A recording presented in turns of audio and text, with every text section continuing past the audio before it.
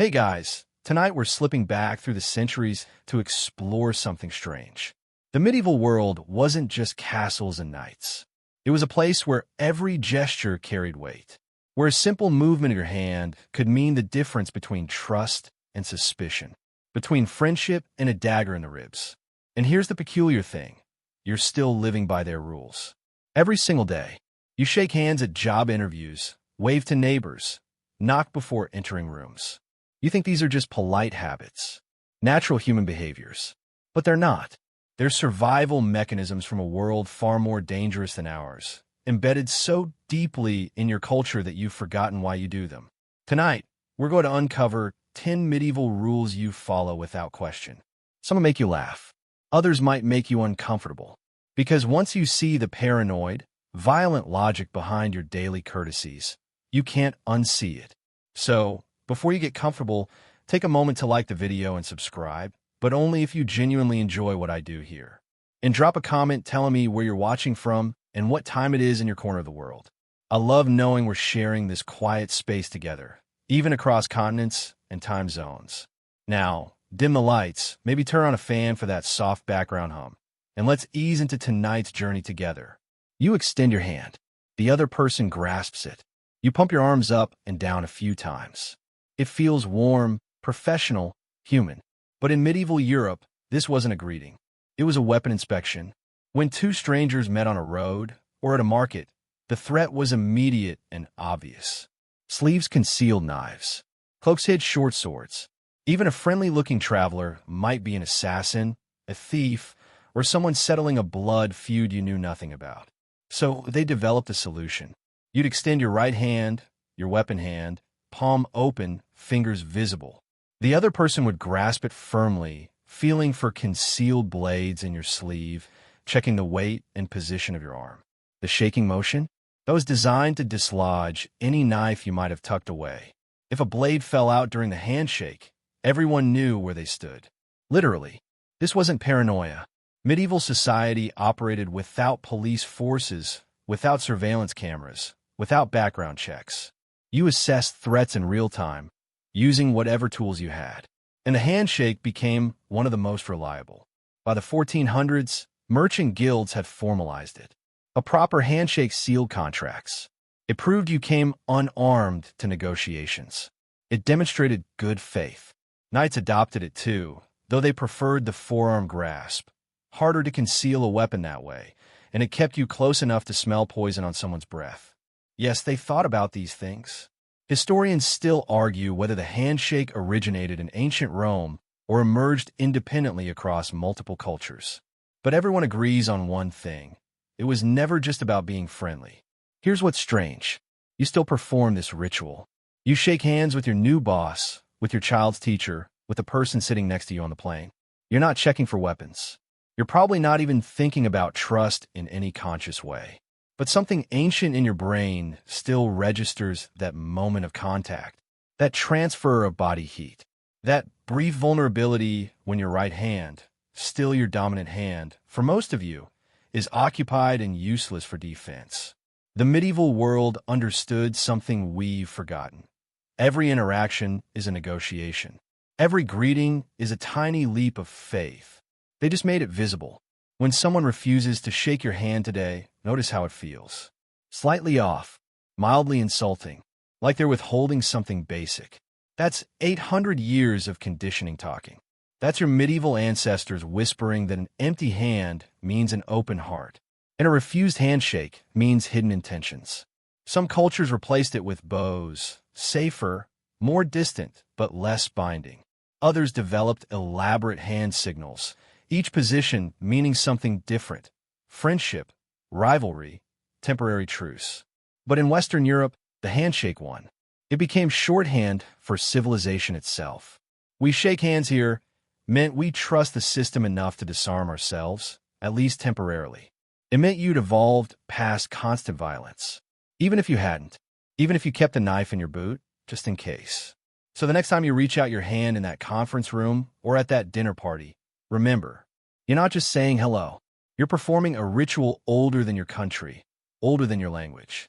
You're proving, for just a moment, that you come in peace, that your hands are empty, that you trust them enough to make yourself briefly, momentarily vulnerable.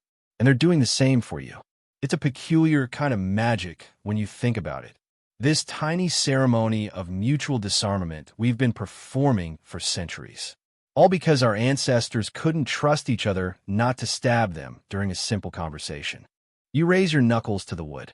3 quick raps. Then you wait. It's automatic, isn't it? You don't knock on your own door, but everywhere else, you announce yourself. Even when you're expected. Even when someone's literally waiting for you on the other side. This feels natural, polite. But in medieval Europe, knocking wasn't courtesy. It was legal protection, both for you and for the person inside. Think about medieval architecture for a moment. Castle doors weren't transparent. No glass panels, no peepholes. Just thick oak reinforced with iron, sometimes a full handspan thick, designed to stop battering rams and arrows. When you approached someone's dwelling, whether a lord's chamber or a merchant's townhouse, you couldn't see inside. And they couldn't see you. This created a problem. If you entered unannounced, you might be witnessing something you shouldn't. A private conversation, a business dealing, someone counting their gold. And in a world where knowledge could get you killed, where being in the wrong place meant accusations of espionage or theft, you needed a warning system. So they knocked. The sound itself became a language. 3 firm knocks meant official business. 2 light taps meant family or friends. A single heavy blow meant urgent news, possibly bad. Servants developed their own codes, a scratch at the door instead of knock, so as not to startle their masters. By the 13th century, castle protocols had become elaborate. You knocked. You announced your name and business through the door. You waited for explicit permission to enter. If you skipped any of these steps, the person inside had legal grounds to claim you were trespassing. Or worse, attempting assassination. Because that's how assassins worked. They burst through doors. They relied on surprise. An announced visitor was, by definition, not an immediate threat. Historians still argue whether knocking originated in military contexts or domestic ones. Some evidence suggests Roman soldiers knocked on Baroque doors using the pommels of their swords, a distinctive metallic sound that identified them as armed but friendly. Others point to monastery rules from the early medieval period, which required monks to knock before entering any chamber, even communal ones. A spiritual exercise in humility that became practical safety protocol. Either way, by the 1300s, knocking had become universal. And breaking the rule carried consequences. Court records from medieval England document cases where people were fined or imprisoned for entering homes without knocking. One case from 1347 describes a merchant's apprentice who walked into his master's counting room unannounced and was accused of attempting to steal trade secrets. He was branded on the hand for not knocking. Here's the eccentric part. They developed knocking customs for different times of day. After sunset, you were expected to knock louder and wait longer. Darkness made everyone more suspicious. A nighttime visitor might be up to something, so you had to prove your legitimacy through patience, standing there in the cold, knocking periodically, announcing yourself repeatedly until someone decided you were either harmless or persistent enough to be genuine. Some wealthy households installed door knockers, heavy iron rings that made distinctive sounds. Each family's knocker had a unique design, a lion's head, a monk's face, a coiled serpent. Visitors would use the knocker, and servants inside could identify the door by the sound alone. Different rooms, different knockers, different meanings. It was medieval surround sound. You still do this. You knock on bathroom doors, office doors, bedroom doors. You feel uncomfortable when someone enters your space without knocking, even if the door was unlocked, even if they had every right to be there. That violation isn't about privacy in the modern sense. It's about something deeper, about territory and warning and the tiny ceremony of permission. Your ancestors needed that warning because surprise could be fatal. You need it because you just do. The feeling is inherited. Children learn to knock around age 3 or 4, not because they understand property rights or social contracts, but because adults react badly when they don't. The discomfort is instinctive now, built into your wiring. Modern office culture has tried to eliminate knocking. Open floor plans, glass walls, my door is always open policies. But watch what happens. People still pause at the threshold. They still make a little noise, a cough, a cleared throat, a tentative hey. They're still knocking, just without the door. The medieval logic persists. You announce yourself before entering someone's space. You give them a moment to compose themselves, to hide anything they don't want seen, to prepare a face for you. It's a strange kindness, really. This warning we give each other, this tiny gift of a few seconds to shift from private self to public self. Your ancestors needed those seconds to hide their gold or grab a weapon. You need them to close a laptop, wipe away tears, or just take a breath. Different dangers, same ritual. And when someone violates it, when they barge in without knocking, the feeling is medieval, primal, like they've broken something more fundamental than etiquette. They've ignored the rules that keep us safe from each other. Even now, even in a world where doors are flimsy and locks are symbolic, the knock remains. 3 raps, a pause, permission granted or denied, a tiny negotiation repeated millions of times a day, all because castle doors were thick and daggers were everywhere. You slide the ring onto the 4th finger of the left hand. Always that finger, always that hand. If someone suggested putting it on the right hand or the middle finger, it would feel wrong. Not just unusual, actually incorrect. But why? Why does a circle of metal belong on that specific finger and nowhere else? The answer takes you back 2,000 years, to a Roman physician named Galen who made a confident anatomical claim that turned out to be completely false. But by the time anyone realized the mistake, it was too late. Millions of people had already built their wedding traditions around it. Galen declared that a vein ran directly from the 4th finger of the left hand straight to the heart. The vena amoris, the vein of love. He was wrong, of course. No such vein exists. Your circulatory system doesn't work that way. There's no special connection between that finger and your heart. No mystical pathway carrying romantic significance through your blood. But Galen was respected. His medical texts were copied and recopied, translated and taught. And the Romans, always fond of symbolic gestures, loved the idea. If a vein connected that finger to the heart, then placing a ring there made metaphorical sense. You were literally binding someone's heart with metal, claiming it, marking it as taken. Early Christians inherited this Roman custom around the 3rd and 4th centuries. They were practical about their conversions. If a pagan tradition seemed harmless and could be reframed as Christian, why not keep it? Less resistance that way. So they baptized the vena amoris.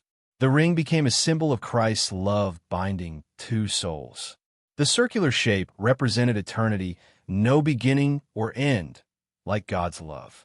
The metal, gold specifically, represented purity and incorruptibility. And that 4th finger on the left hand, still the only acceptable location, because Galen's anatomy had become church doctrine. Medieval wedding ceremonies formalized it further.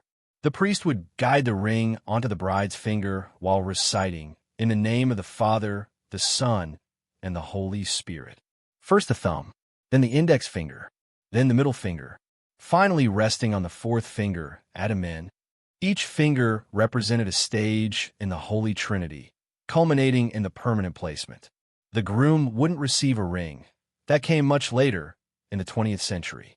Medieval marriage was about property transfer, not mutual commitment. The ring marked the woman as taken, bound, no longer available. It was less romantic than legal. A visible contract on her hand. Here's the eccentric detail. They worried about which hand. Left versus right became theologically significant.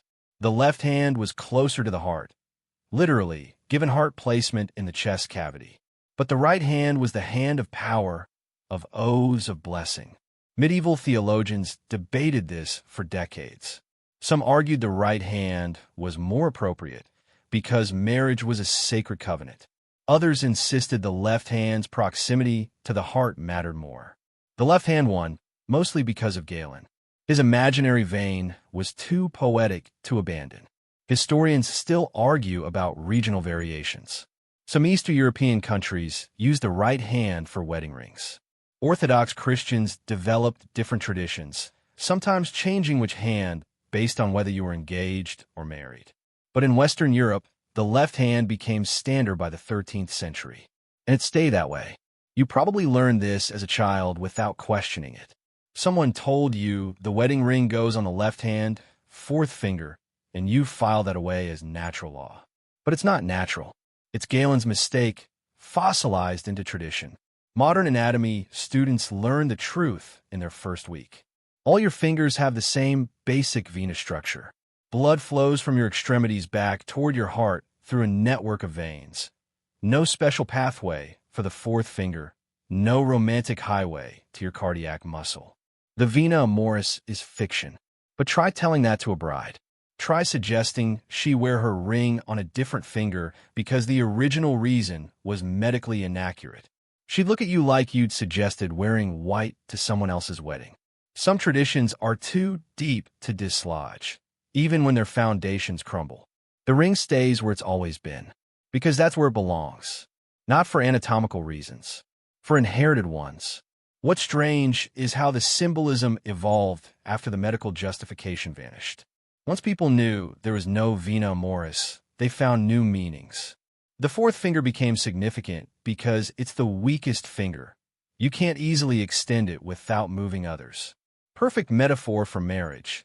You can't act independently anymore. Or they emphasized its position between the middle finger and pinky, balanced, neither too strong nor too weak.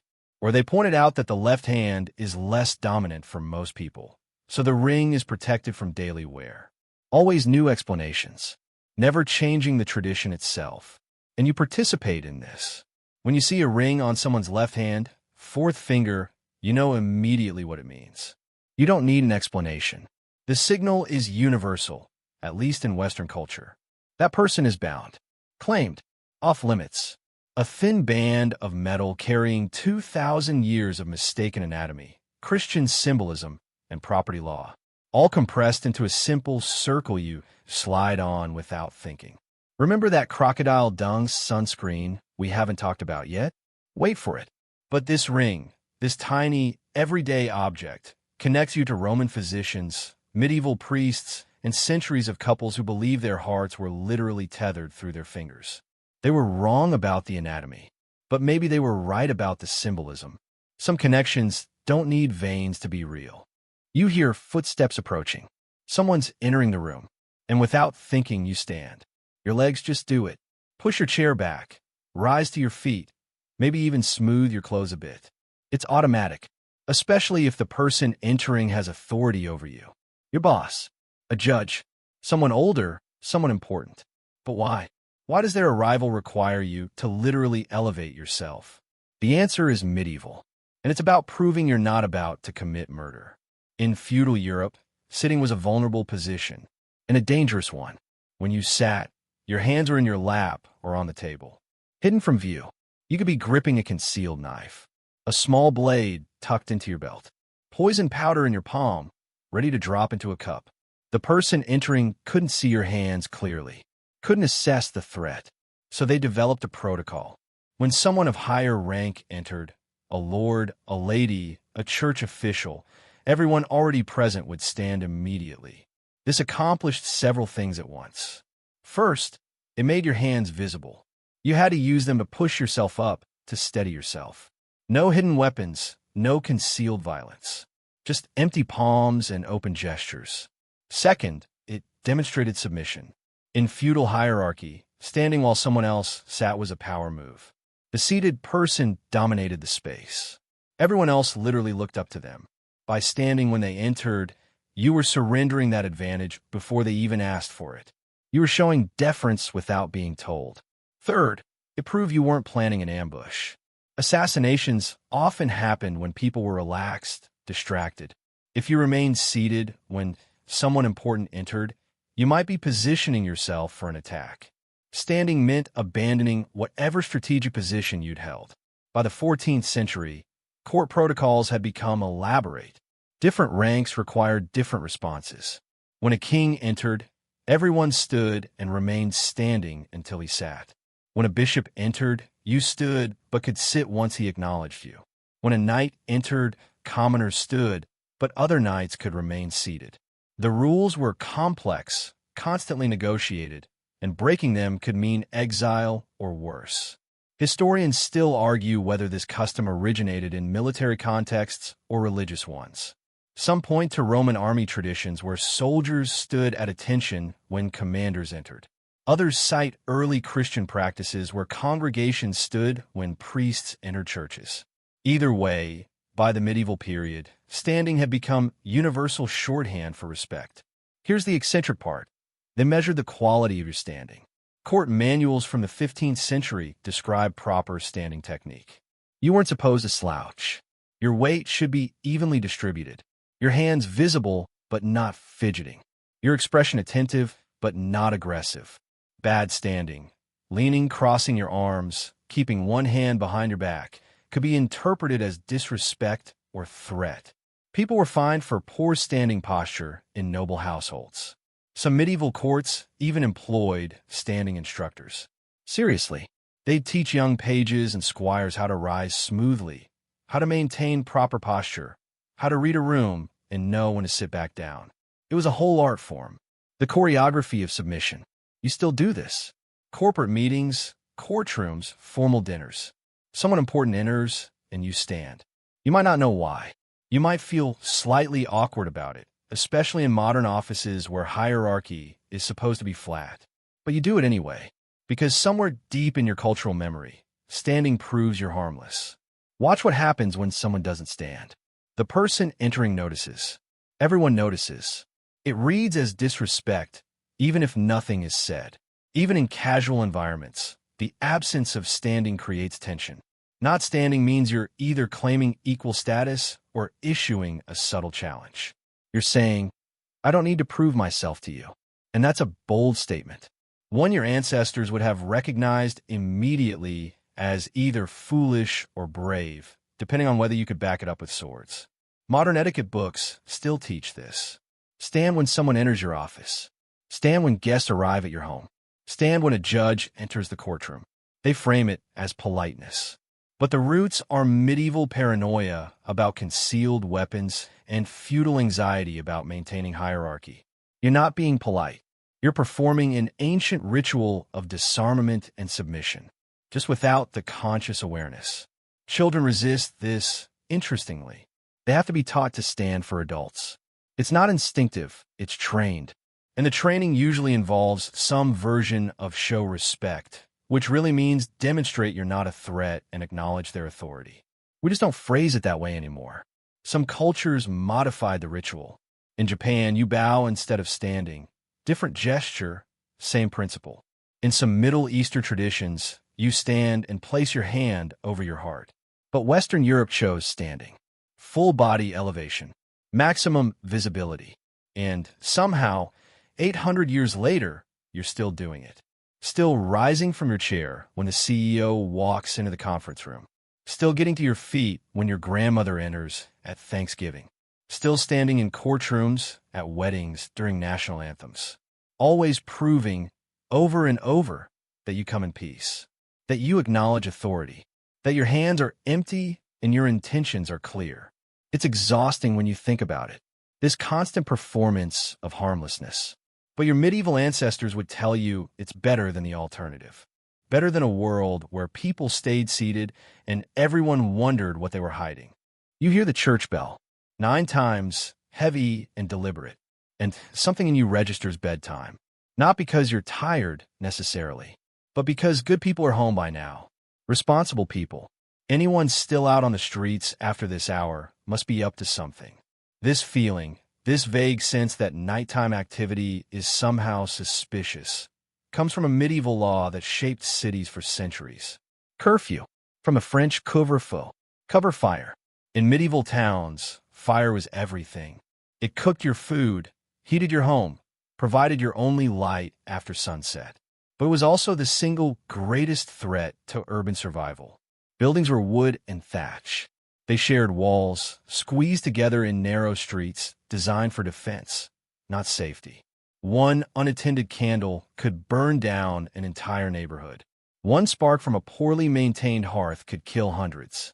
So town councils passed curfew laws. at a specific time each evening, usually marked by the church bell. Every household had to extinguish or cover their fires. Hence the name, cover fire. You'd bank the coals in your hearth with ashes to keep them smoldering safely through the night. You'd snuff every candle, douse every torch. The town would go dark all at once, reducing fire risk to nearly zero.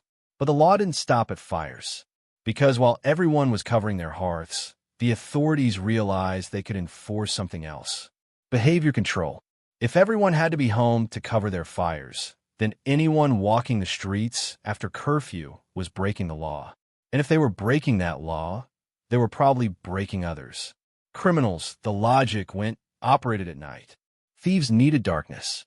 So did vandals, smugglers, and people conducting affairs.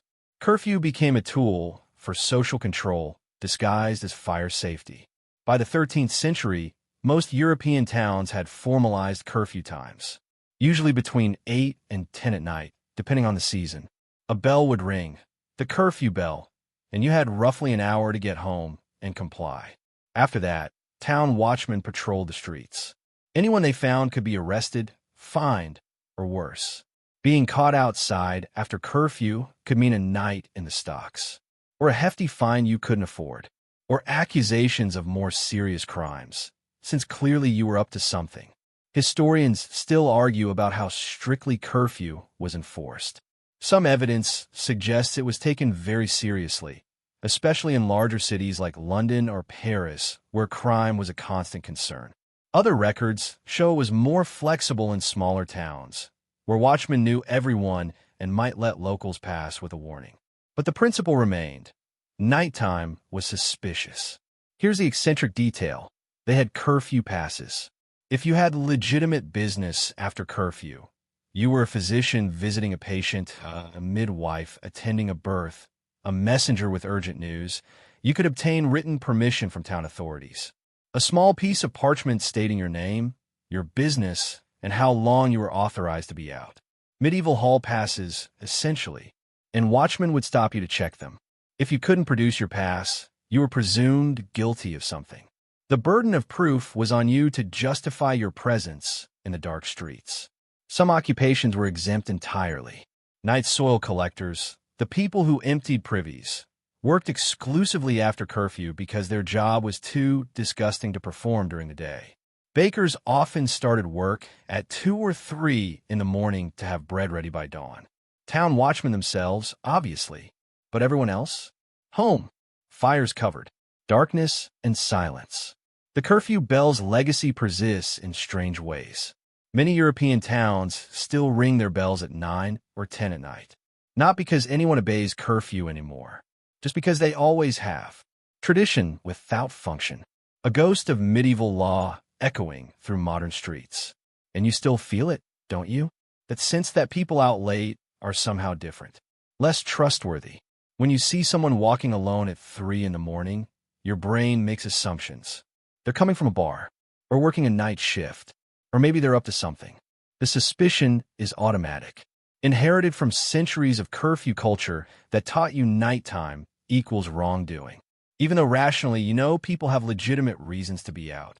Even though you've probably been that person, walking home late from work or from a friend's house. The judgment remains. Modern curfew laws still exist, of course, usually targeted at teenagers. Most American cities have some version. People under 18 can't be out after 11 without adult supervision. The reasoning is the same as medieval times. Young people out late are presumed to be causing trouble. Better to get them home, off the streets, where they can't set fires or steal things or vandalize property. Cover fire. Cover teenagers. Same principle, different targets. What's strange is how the inverse also stuck. Early rising became morally superior. If nighttime was suspicious, then morning was virtuous. Early to bed, early to rise wasn't just health advice. It was moral instruction. Good people went to bed when the curfew bell rang and woke with the sun. Anyone deviating from that pattern was suspect. You can see this in language. Burning the midnight oil sounds romantic now, but it was originally suspicious. Why were you still awake? What were you doing that required light after everyone else had covered their fires. Night owl sounds charming, but owls were bad omens in medieval symbolism. Nocturnal creatures associated with death and witchcraft. Being compared to one wasn't a compliment. Even good evening and good night carry weight. You're not just acknowledging the time. You're wishing someone safety, hoping they make it home before curfew, before the dangerous hours begin. Your medieval ancestors knew that darkness brought danger, not just from criminals, from fire, from getting lost, from accidents in streets with no lighting. The curfew bell was their way of saying, get home, get safe, wait for morning. And somehow, 1,000 years later, you still hear that bell. Not literally, but in the feeling that creeps over you when the sun goes down. The sense that the world changes after dark, that you should probably head home soon. That being out too late means something. The fires are long since covered, but the rule remains. You lift your glass. Everyone else lifts theirs. The glasses meet in the middle with a soft clink. Then you drink. It's automatic at celebrations. Weddings, promotions, New Year's Eve. You toast. You clink. You sip. But have you ever wondered why? Why do you need to make your glasses touch before drinking? What's being accomplished by that little collision of glass and liquid? The answer is poisoning. Specifically, the fear of it. In medieval Europe, poison was everywhere. Not literally everywhere, but in everyone's mind. It was the perfect crime, undetectable in most cases, easy to administer, difficult to prove. A little arsenic in the wine, some nightshade in the stew, and your political rival was dead by morning. Natural causes, of course. Tragic. No one to blame. Nobility obsessed over this. Every feast was a potential murder scene. Every cup could be your last. So they developed strategies. First, they employed food tasters, unfortunate servants who'd sample everything before it reached noble lips. If the taster survived a few minutes, the food was probably safe. Probably. But tasters were expensive, and not everyone could afford them. So they invented the toast. Here's how it worked. When you filled your cup from a shared vessel, a pitcher, a barrel, a communal bowl, everyone was drinking the same liquid. If it was poisoned, everyone would die. That made poisoning less attractive to potential murderers. Why kill your target if you're going to die too? But what if someone pre-poisoned just one cup? What if they tampered with your specific goblet while you weren't looking? That's where the clinking came in. You'd fill your cup generously, right to the brim, almost overflowing. Then, when you clinked glasses with your companions, the force would cause liquid to splash from one cup into another. Your wine would mix with theirs. Their wine would mix with yours. If any cup contained poison, everyone would get a dose. Shared death or shared safety. The clink was proof of trust. By the 14th century, toasting had become formalized. You'd raise your glass, announce what you were drinking to, the king's health, a successful harvest, your host's generosity. Make eye contact with everyone at the table. Then bring all the glasses together in the center with enough force to cause spillage. Only then would you drink. Skipping the toast was suspicious. It meant you didn't trust the liquid. Or worse, it meant you'd poisoned someone else's cup and didn't want contamination. Historians still argue about whether this origin story is accurate or apocryphal. Some point to earlier Roman customs of drinking to the gods' honor. Others cite Norse traditions of drinking horns being shared as peace offerings. But everyone agrees that by medieval times, the toast had become tied to poison prevention. Whether that's why it started or just why it persisted is still debated. Here's the eccentric part. They developed elaborate toasting protocols. Different occasions required different numbers of toasts. A simple dinner might involve 3, one for the host, one for the guests, one for absent friends. A wedding could involve 20 or more, and you had to drink every time. Refusing a toast was an insult so severe it could lead to duels. You were essentially saying, I think you poisoned this, or I don't value what we're drinking to. Either way, social catastrophe. Some courts employed toastmasters, officials whose job was to coordinate the toasting sequence, ensure proper protocol, and prevent embarrassing mistakes. They'd signal when to raise glasses, when to clink, when to drink, when to sit. It was choreographed like a dance. One wrong move, and you'd offended everyone. The glasses themselves evolved around toasting culture. They developed thick bases and sturdy stems specifically to withstand repeated clinking. Delicate glassware was reserved for private drinking. Public feasting required durability. You needed a cup that could crash into 20 others without shattering. Medieval metalworking guilds created elaborate goblets with reinforced rims. The clinking sound itself became important. A clear, bright ring meant good metal or quality glass. A dull thud meant something was wrong. Cheap materials, or possibly a cup lined with wax to prevent poison detection. Yes, they thought about these things. You still do this. Birthday parties, office celebrations, bar meetups. Someone proposes a toast. Everyone raises their glasses. You stretch across the table to clink with each person. If someone's too far away, you mime a gesture, or you stand and walk over. Because not clinking feels wrong. Like you're refusing to participate. Like you don't trust them. The reasoning has vanished. You're not worried about poison anymore. Your wine comes from bottles, sealed at the factory. Your beer arrives in cans. Nobody's slipping arsenic into your margarita. But the ritual persists. The need to touch glasses before drinking. To hear that clink. To make eye contact and smile. It's a trust ceremony without conscious trust concerns. What's strange is how seriously people take it. There are still superstitions attached. Some cultures believe skipping eye contact during a toast brings 7 years of bad sex. Others say failing to clink means your wish won't come true. All modern inventions, obviously, but they serve the same function medieval poison fear did. They enforce participation. They make the ritual mandatory. Children learn this early. They clink their juice boxes and milk glasses, imitating adults. They don't know why. They just know it's what you do. The gesture is inherited before the reasoning is understood. And by the time you're old enough to ask why, it's already automatic. Your hand just does it. Remember when we talked about that handshake earlier? Same principle. A gesture designed to prevent violence becomes a gesture of connection. The original purpose fades. The action remains. And somehow it still carries weight. When someone refuses to toast with you, even now, it stings. Not because you think they're worried about poison, but because they're withholding something.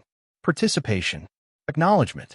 That tiny moment of shared vulnerability when your glasses meet and your liquids mix.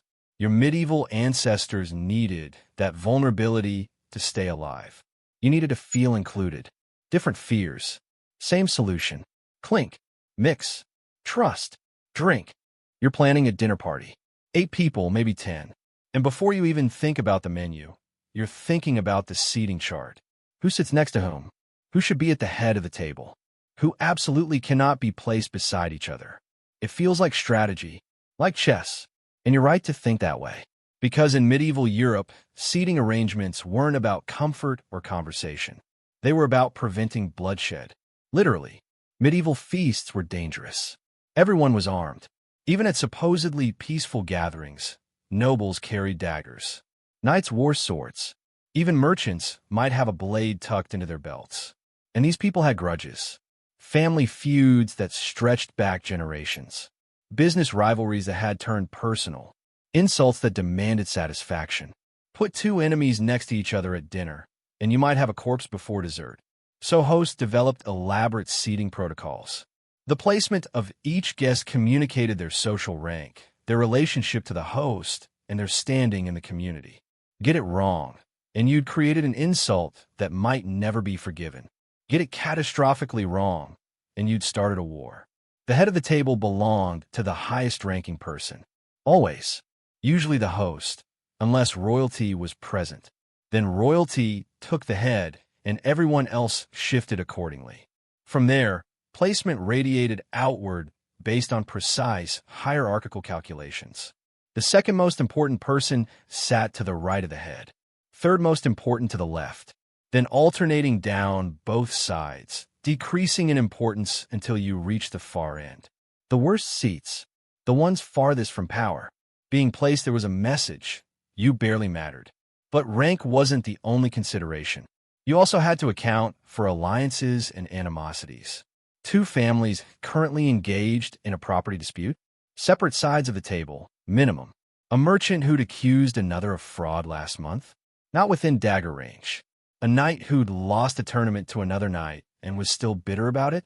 Better put 3 people between them. Medieval hosts spent days planning seating arrangements. They consulted advisors. They reviewed family histories. They mapped out grudges and alliances like military campaigns. Because a single seating mistake could destroy your reputation as a host or get someone killed. Historians still argue about how formalized these rules were. Some evidence suggests they varied by region and social class. But everyone agrees that by the 14th century, seating charts were taken deadly seriously. Court manuals from the period include detailed instructions. One French guide from 1393 devotes an entire chapter to seating arrangements, including diagrams showing acceptable configurations for different ranks and relationships.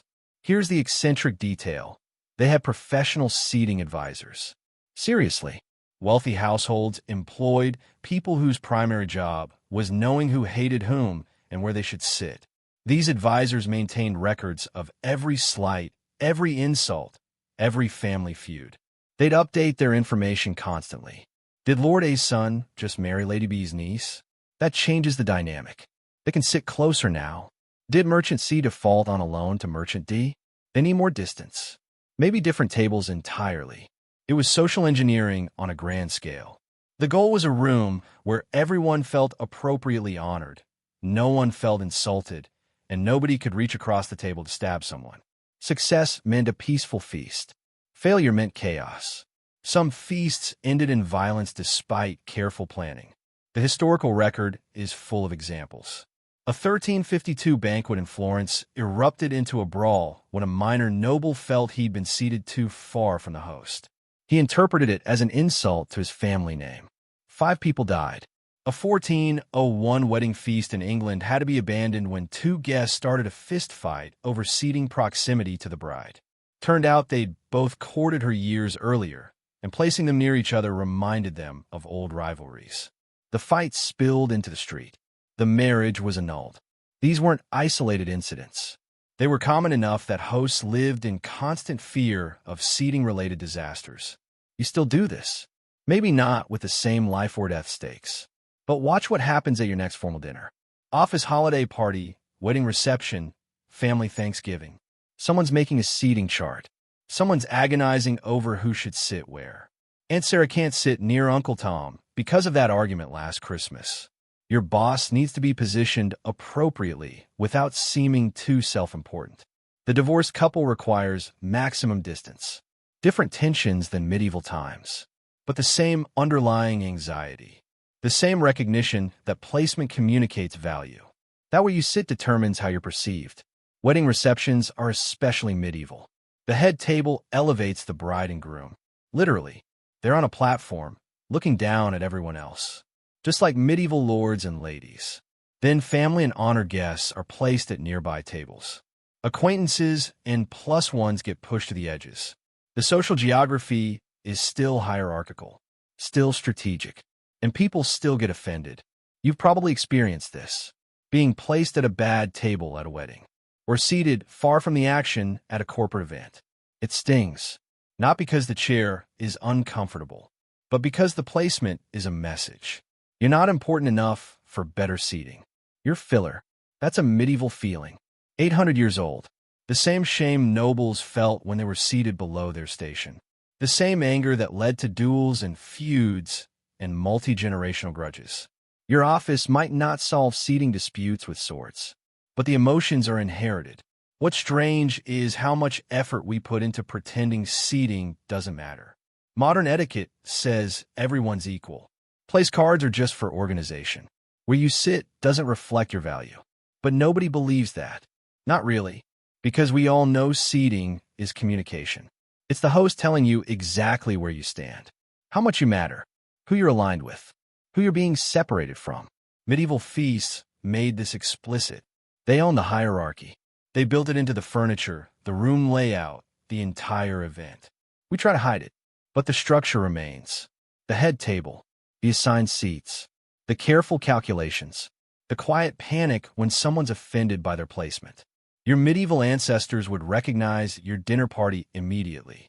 Different clothes, different food. Same territorial negotiations. Same attempts to prevent conflict through strategic separation. Same recognition that breaking bread together is actually quite complicated. When everyone's carrying grudges, even if the daggers are no longer visible, you walk into a building. Your hand moves automatically to your head. You remove your hat. You don't think about it. You just do it, especially in churches, homes, formal spaces. Keeping your hat on indoors feels wrong. Disrespectful, somehow. But why? What does a piece of fabric on your head have to do with respect or disrespect? The answer takes you back to helmets and the constant threat of violence. In medieval Europe, head coverings weren't fashion. They were armor. Knights wore full helmets in battle. But even in peacetime, men wore protective headgear. Leather caps reinforced with metal. Chainmail hoods. Thick felt hats that could soften a blow. Your head was vulnerable. A single strike could kill you or leave you permanently damaged. So you covered it. Always. But here's the problem. A covered head concealed your face. It made you harder to identify. It suggested you were prepared for combat, ready to defend yourself, or ready to attack. When you entered someone's home, a church, or any space where peace was supposed to reign, keeping your head covered sent a message. You didn't trust them. You were still in defensive mode. You might need that protection at any moment. So they developed a protocol. Remove your helmet. Remove your hood. Remove your hat. Show your face. Prove you're not hiding weapons or intentions. Demonstrate that you trust the space enough to make yourself vulnerable. By the 13th century, this had become formalized etiquette. Men removed their head coverings indoors. Not doing so was an insult so severe it could provoke duels. You were essentially saying, I don't feel safe here. Or worse, I'm ready to fight you. Women, interestingly, kept their head coverings on because women's headwear wasn't protective. It was decorative or religious. Veils, wimples, pennons, none of these suggested combat readiness. So women's heads remained covered, while men's had to be bare. The double standard was purely practical. Different head coverings, different meanings. Historians still argue about regional variations. Some areas of Europe developed exceptions for nobility. A king might keep his crown on everywhere. That was his privilege. A bishop might remain in his mitre. Religious authority trumped social protocol. But for everyone else, hats came off indoors. Here's the eccentric part. They developed hat removal techniques. Court manuals taught proper form. You didn't just yank your hat off. You removed it smoothly with your right hand while making eye contact. You held it at your side or against your chest. Never behind your back. That suggested you were hiding something. Never above your head. That was threatening, like you might throw it. At your side or pressed to your heart. Those were the only acceptable positions. Bad hat removal could offend people. Removing it too slowly suggested reluctance, which meant disrespect. Removing it too quickly suggested impatience, which was also disrespectful.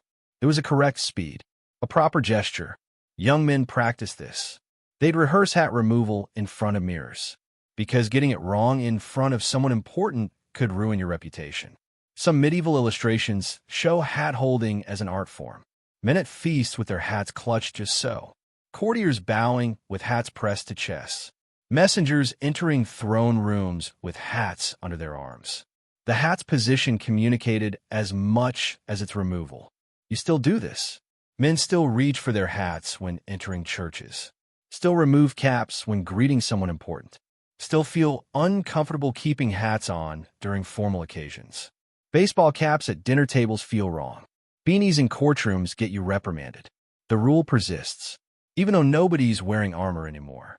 Even though the threat of sudden violence in most indoor spaces is negligible. Women's head coverings remain exempted, mostly. Women can wear hats indoors without social penalty. It's still fashion, still decorative, still fundamentally different from men's hats in the cultural imagination.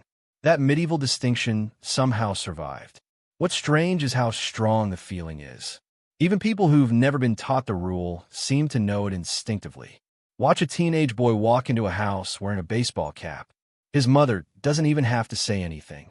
He just knows. The cap comes off. That's the inherited part. The medieval whisper that head coverings indoors mean disrespect. Some subcultures have reclaimed it. Wearing hats indoors can be a statement, a rejection of old rules, a refusal to perform submission. And it works precisely because the rule is so ingrained. Breaking it creates discomfort, which is the point. You're deliberately violating an ancient protocol, announcing that you don't recognize traditional authority. Your covered head is a challenge. Just like it was in 1347, religious spaces maintain the rule most strictly. Try wearing a hat in most churches and someone will say something. Not because of written rules, usually, but because it feels wrong to everyone present. That space demands vulnerability, demands the removal of protection. You're supposed to come before God with nothing between you and the divine, including fabric barriers. It's medieval logic dressed up as religious reverence. The military reversed it, interestingly. In modern armed forces, you're supposed to wear your cover indoors when in uniform. Removing it is incorrect, because military spaces operate under different rules. The hat is part of your uniform, your identity. Removing it is removing your role.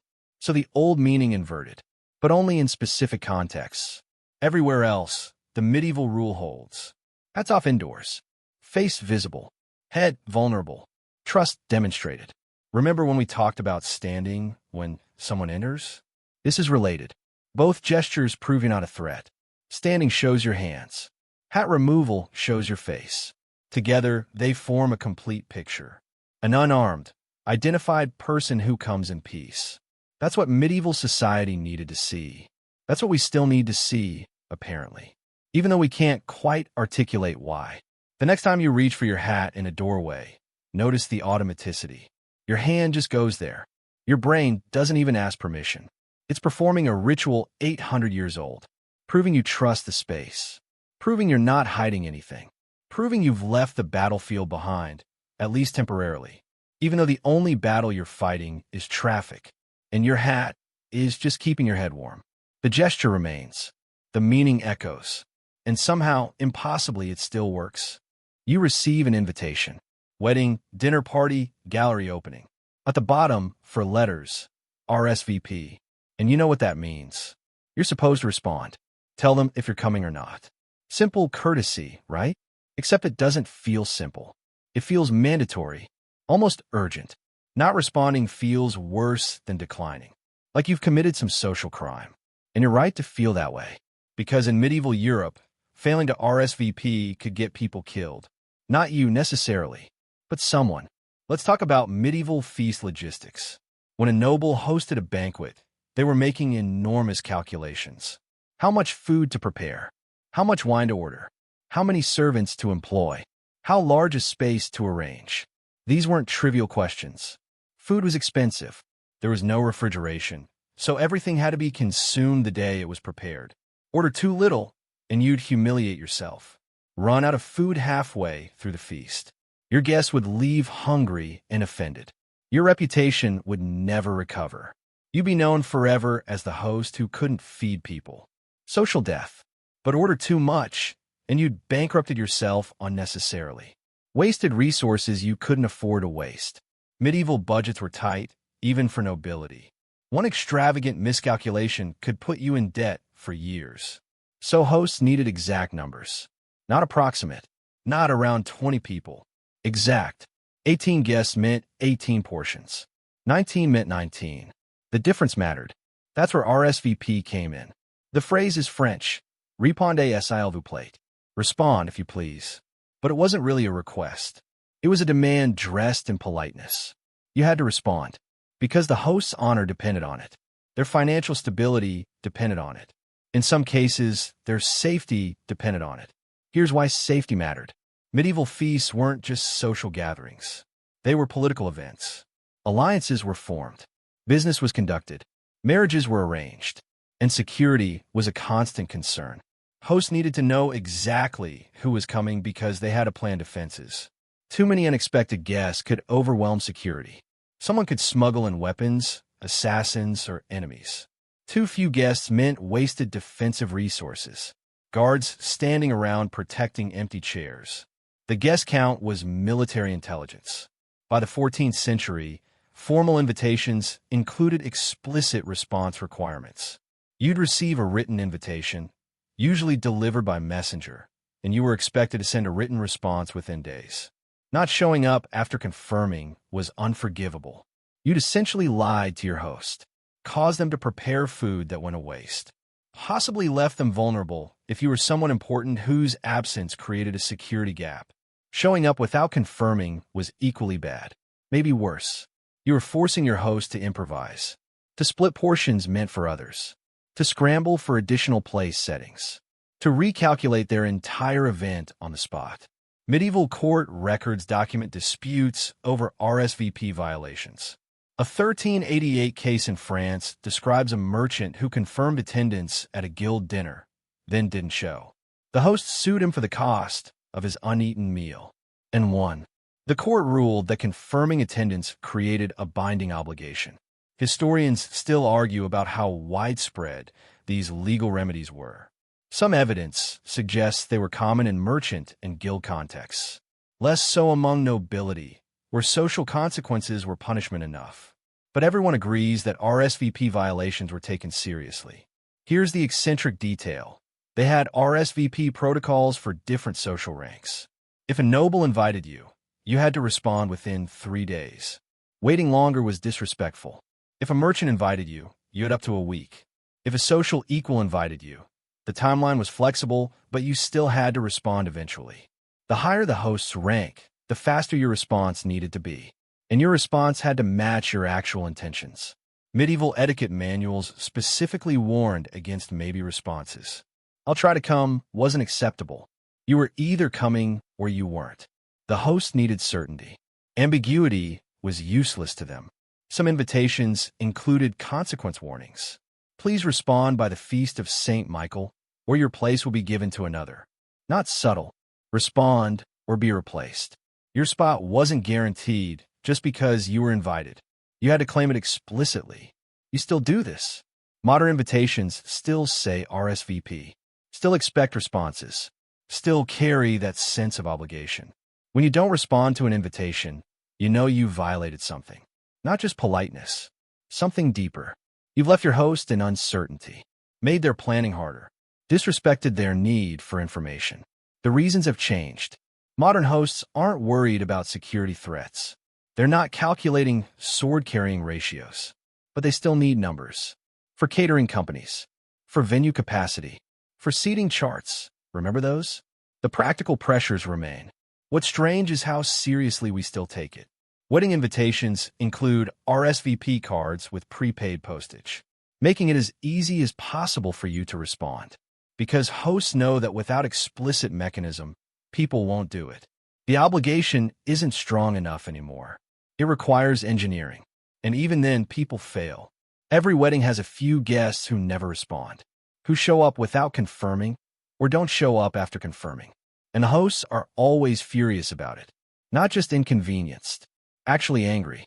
Because somewhere deep down, we still understand what medieval hosts understood. Your response is part of the contract. You're not just telling them if you're coming. You're acknowledging their authority as host. You're participating in the social machinery that makes gatherings possible. You're doing your part. Failing to RSVP is refusing to participate. It's opting out of the basic reciprocity that holds society together. Small scale, sure. Just a dinner party or a wedding. But the principle is medieval. We make plans together. We honor our commitments. We give each other the information needed to show hospitality. Break that, and you've broken something fundamental. Office parties have the same dynamic. That email asking you to confirm attendance? It feels optional. It's not. Someone's counting. Someone's ordering food based on your response. Someone's arranging tables. And when you don't respond, you're making their job harder. You're being, in medieval terms, discourteous. Dishonorable, even. The scale has shrunk. Nobody's going into debt over your missing response. Nobody's compromising fortress security. But the feeling persists. The sense that responding isn't just helpful. It's required. It's the minimum you owe someone who's invited you into their space. Your medieval ancestors would understand your irritation when someone doesn't RSVP. They'd recognize that violation immediately. the failure to participate in the ritual, the refusal to make planning possible. Different stakes. Same breach of trust. Répondez s'il vous plaît. Please respond. It sounds so gentle, so optional, but there's iron underneath. 800 years of hosts needing to know, needing certainty, needing your commitment in writing, so they could prepare, so they could survive, so they could show you hospitality without risking ruin. The least you can do is tell them if you're coming. You're walking down the sidewalk, together, two people side by side, and without discussion, without conscious thought, one of you drifts toward the street, positions themselves between the other person and the traffic. It happens automatically, especially in certain pairings. Man and woman, the man moves street side. Adult and child, the adult takes the outer edge. You probably don't even notice you're doing it, but you are. And the reason reaches back to medieval streets, where the dangers weren't cars. They were worse. Medieval cities were vertical. Buildings rose 3, 4, sometimes 5 stories, all wooden, crowded together, leaning toward each other across narrow streets. And from those upper windows, people threw things. Everything, really. Chamber pots full of waste. Dishwater. Food scraps. Sometimes they'd shout a warning first. Garde l'eau. A corruption of the French, regard as low. Watch out for the water. But often they didn't bother. They just fling it and hope no one was directly below. The street side of the walkway was the splash zone, where slops landed, where waste accumulated in open gutters, where the worst of urban filth collected. Walking there meant risking a direct hit from above, or, at minimum, stepping through things you'd rather not. So the protocol developed. Men walked on the street side. Women, children, and anyone worth protecting walked closer to the buildings. The logic was futile. Men were expendable, relatively speaking. A man covered in sewage was embarrassing, but recoverable. A woman in soiled clothing was a disaster. Her reputation could be destroyed. Her dress, often her only good dress, ruined. So men took the dangerous position. They absorbed the risk. They got hit with flying waste, so their companions wouldn't. But that wasn't the only danger. Medieval streets were also where attackers lurked.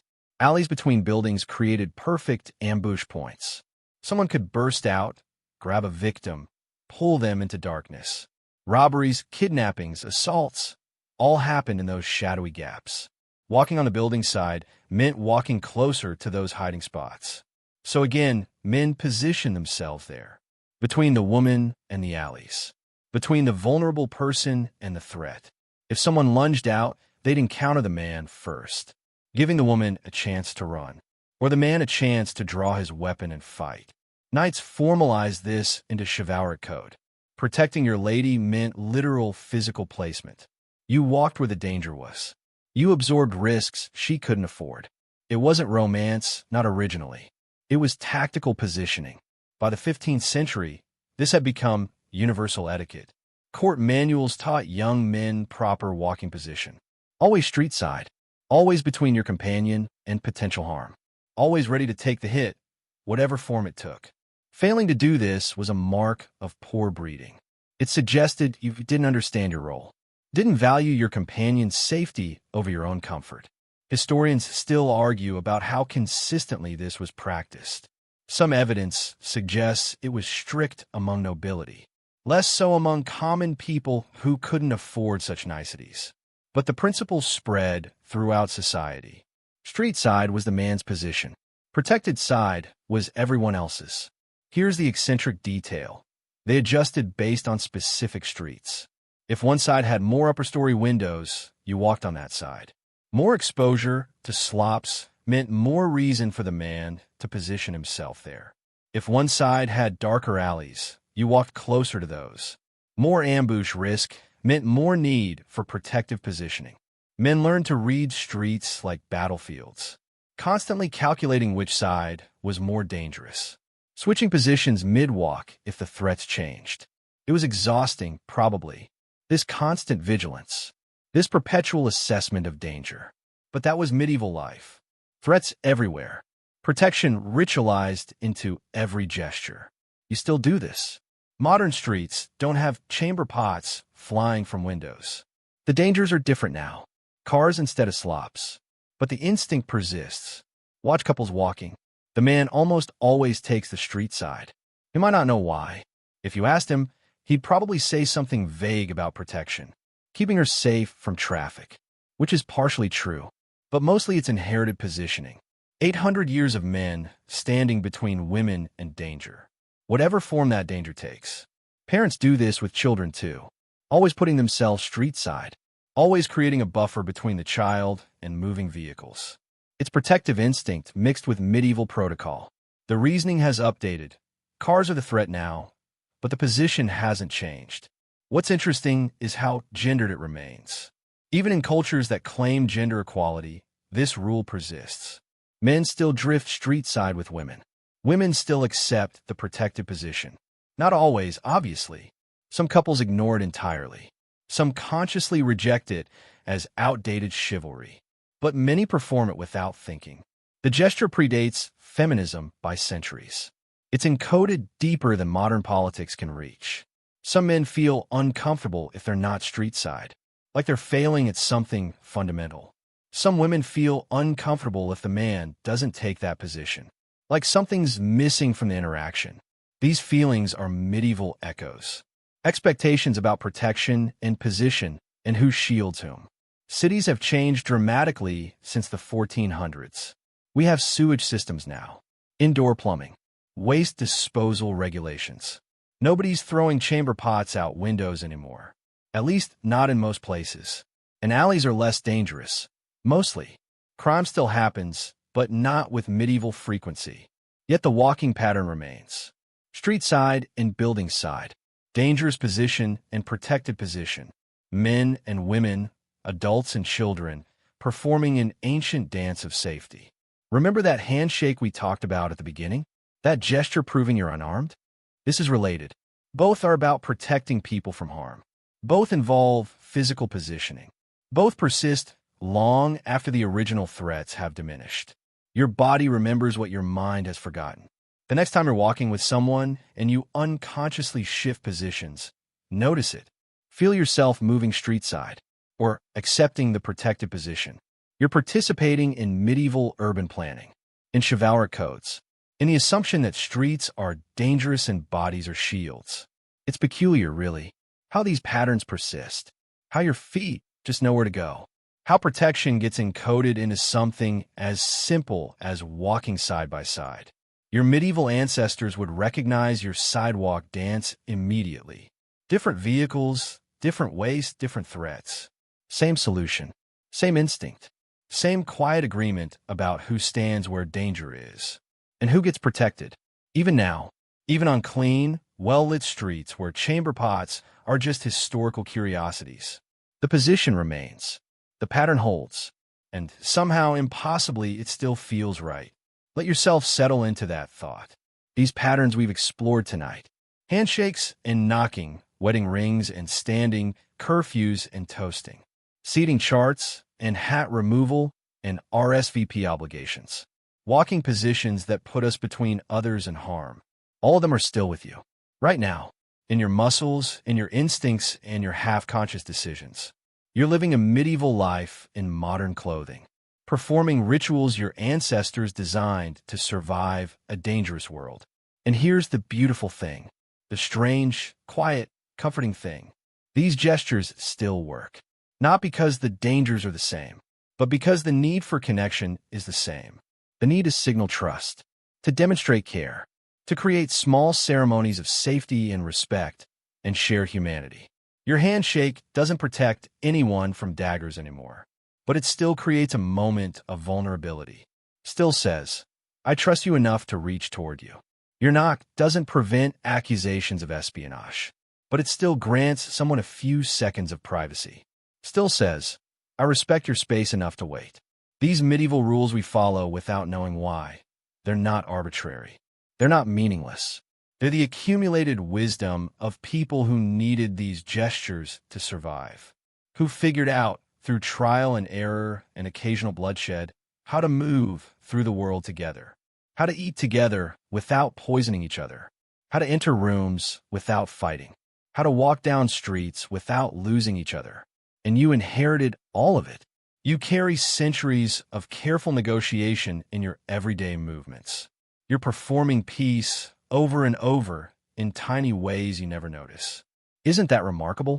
That these small acts, these knocks and clinks and shifts of position, are threads connecting you backward through time. To merchants worried about thieves, to knights removing helmets, to families covering fires at the sound of bells, to hosts counting portions, to everyone who ever tried to make the world a little safer, a little kinder, a little more predictable. You're continuing their work. Every time you shake someone's hand, every time you stand when someone enters, every time you walk street side with someone you care about, you're saying, we're in this together. We'll follow the old rules that keep us connected. We'll perform these small ceremonies of civilization, even if we can't remember why. Especially if we can't remember why. Because the not remembering is part of it. The automaticity means it's real, means it's deeper than conscious choice, means it's who we are now. These medieval patterns woven in a modern life. Ancient rhythms playing underneath everything we do. And maybe that's okay. Maybe that's more than okay. Maybe that's exactly what we need. These inherited gestures reminding us we're part of something larger, something older, something that's been figuring out how to live together for a very, very long time. So rest now. Let these thoughts drift. Let yourself float on the strange comfort of knowing that when you wake tomorrow, you'll knock before entering. You'll shake hands with someone and feel that moment of connection. You'll perform these small medieval miracles without even trying. Because they're in you now. They've always been in you. Passed down through generations. Softened by time, but never quite erased. You're carrying history in your gestures. Carrying centuries in your courtesy. And that makes every ordinary day a little bit extraordinary. A little bit magical. If you're quiet enough to notice it. Sleep well, knowing you're part of this long, long story. This endless conversation between past and present. This dance of survival that became a dance of grace. Close your eyes. Let the weight of all these centuries settle around you like a blanket. Let the knowledge that you're connected to everyone who came before, everyone who'll come after. Let that knowledge hold you. You're safe here, in this moment, in this long tradition of small kindnesses, of rituals that protect us, of gestures that say, we're in this together. We've always been in this together, and we always will be. Sweet dreams.